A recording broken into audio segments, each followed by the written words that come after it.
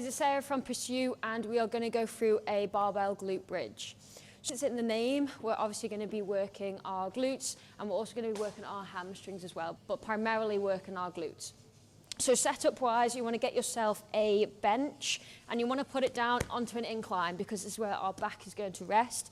So to make sure that it's angled down. You'll also need a barbell, and I like to use the pad because it's going to rest on your pelvis here rather than the bar sticking into the pelvis. This just helps make it a little bit more comfortable.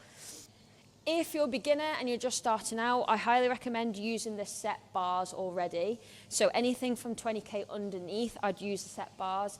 Anything 20k, well over 20k, use the barbell, but I'll come on to that in a second. So setup wise, I'm just going to talk about the position first. Your back is going to be resting, so right in the middle of your back is going to be resting on the edge of that bench. And your feet want to be kind of just slightly wider than hip width, and they're going to be pointing out, feet are going to be pointing out slightly. From there, you're just going to test up. So you're going to bring your hips up, and you want to make sure that your knee, when you get to that top point, at the end point of there, that your knee's at about 90 degrees. So once your setup is solidified, grab your weight, and you're going to rest it across your hips. Make sure that it's even on both sides. And then from here, we're going to press all the way up to the top. And this is our starting position. So from here, we're going to slowly drop our hips down, making sure we're keeping our core tight. As soon as I start to feel my knees are coming towards my chest, that's my cue then to stop moving down, pause, and then drive upwards and squeeze my glutes at the top. So you're coming down, 1, 2, 3, pause, and then drive up and squeeze. 1, 2, 3, pause, and drive up. And what I'm thinking about here is lengthening the glutes, so the glutes lengthened here. From there, when you come up, you're thinking about bringing it in and tightening it as much as you can.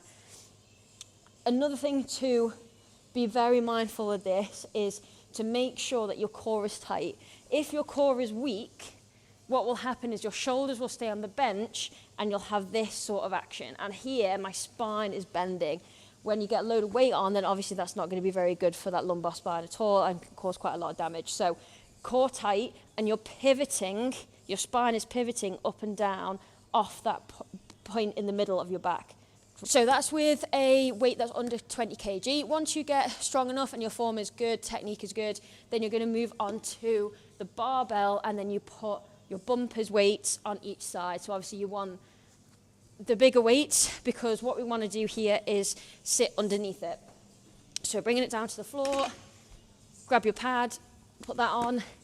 You're going to position yourself back on the seat, and then you're going to roll this in so then you can get underneath it. And exactly the same thing, making sure it's in the middle, core tight, and then holding on to that bar, drive it up, squeeze. Slow coming down, hold, and then drive up. That there is a barbell glute bridge.